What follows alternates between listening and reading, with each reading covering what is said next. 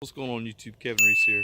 Quick unboxing for y'all and review of this little tire inflator I picked up. Let's go ahead and check it out. So here it is. This is the EP Auto 120 watt portable tire inflator, mini air compressor. So you see here, there's your features, there's your part number, AT-010-1. Tire inflator. You got your stuff here. It has different settings on it, turn on and off, your power switch. It'll display different units of measure. Here in the United States we use PSI, pounds per square inch, but there's also KPA bar and kilograms per centimeter. Here you go, there's your unscrew your valve and all that, yada yada. Let's go ahead and open it up real quick. Alright, so when we open it up, you see here, you got some instructions. So this is the compressor. You got some styrofoam. You've got a bag. Nothing else in the box. So the little bag, you can put your compressor in. It looks like a pretty decent little size. You know, you got your little parts it comes with, so you got an extra fuse here for it, which is nice. They include that. You have a little attachment here for filling up, say if you want to fill up a football or a basketball or something, a little needle. You've got a couple of other little fittings there also. You see here, EP Auto, it tells you that it gets hot. Beware of high temperature under operation. Overheat protector will shut off automatically when it exceeds 167 degrees. So pretty decent little compressor. It's got a little handle here, and you can see it's pretty, the size of it's pretty good. I got like this is like a size 10 shoe, so you can see it next to my foot here. So pretty decent little size. There's your quick start guide that includes on the side here for you. So tells you to make sure you have the switch off, and then you attach, you know, it's right below the flashlight. So here's your power switch right there. You can see here it's got a pretty fair amount of cord here. There's your fuse.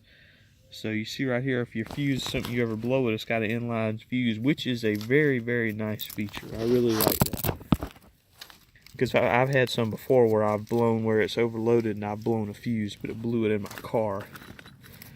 It actually blew my vehicle fuse, but it's nice to include that. And this is a looks like a 15 amp fuse. So you got cord. It comes with a nice Velcro band here that you can use to keep the cords together so they don't get all over the place. And as far as your compressor, your air hose, you see it tucks around the side. It's got these little gaps in here. And you see it just tucks around the side with the gaps. So, and it goes all the way around like this. Here's your instruction manual, just kind of everything we just saw here. It breaks it all down for you. And then your instructions on the back.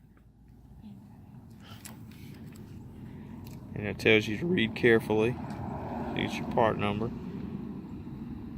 So there you go. And you've got some troubleshooting here. Everything looks pretty good. Looks pretty well. Everything looks pretty well laid out. The English seems to be pretty decent from what I've scanned over. So easy to understand, easy to read, so that's a plus. We'll go ahead and plug it in and see how it check the operation of it out. So what you want to do is locate your 12-volt plug in this vehicle. It's right here. So you plug that in, and to see if you have power, you can see our light's on. So it's already, we have power. And in some vehicles you do have to put the key in the ignition and turn it to the accessory function. This vehicle has power to that outlet all the time. So to turn it on, you just simply flip this switch, and you can hear your little compressor going. And it sounds, it's pretty quiet. It's not very loud, so that's a good thing. So next you want to come to your tire, you locate your valve stem, which is right here. And this vehicle, and the majority of vehicles on the road use what they call a Schrader valve, which is right here. So you want to take this piece, you screw it on, counterclockwise, and you can hear it screwing. So it's nice and snug, so that valve is depressed.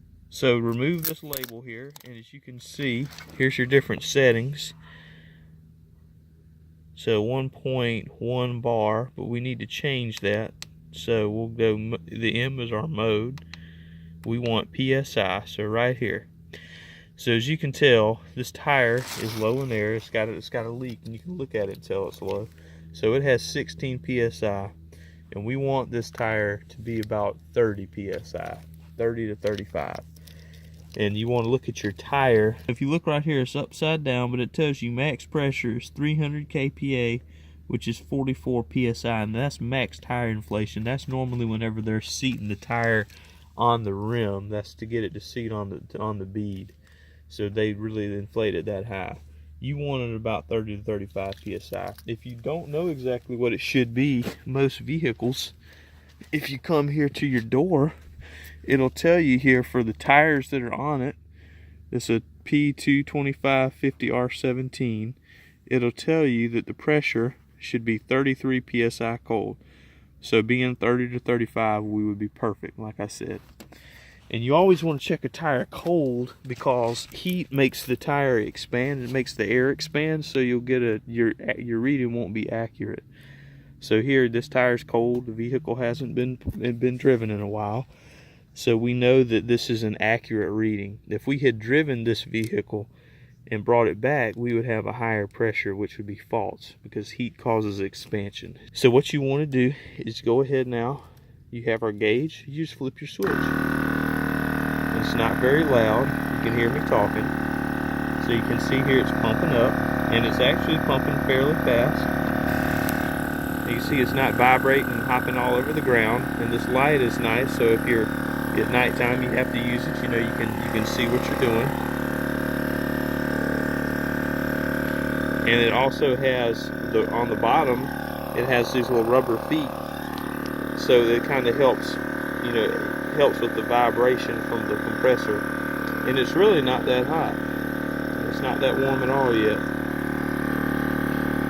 And they even have, if you're having an issue with it, they have a little service number here you can call, which is a nice feature. They have customer service. So there we're at 22.5 PSI. And you can see here, I got my watch, and you can kind of see, you know, how long it's taking to pump this up. It's not taking too long, but it is a mini compressor. So one thing I wanted to mention that I didn't show before, you can program this to automatically cut off at a certain PSI. So if you wanted to pump it up to, say, 36, you could set it to 36, and it'll automatically shut off when it reaches that PSI. So if you wanted to set it and then just walk away, and it would automatically turn itself off. That's a really nice feature. So you can see what time it is. It's been a couple of minutes. I took it all the way to 36 because I know this one has a leak in it. So I know that it's going to leak down some, so I took it a little higher. Like I said, max is 44. They recommend 32. So we're just taking it up a little bit higher until we can get the leak fixed. And then when you're done, you flip your switch off, unscrew that, and replace your cap, and you're good to go. And that's how you do it. And I'm Kevin Reese, and I thank y'all for watching. Please like this video, subscribe to my channel, click the notifications by the subscribe button so you get notified when I post new videos, and I'll see y'all next time. Thanks for watching. Like, comment, subscribe.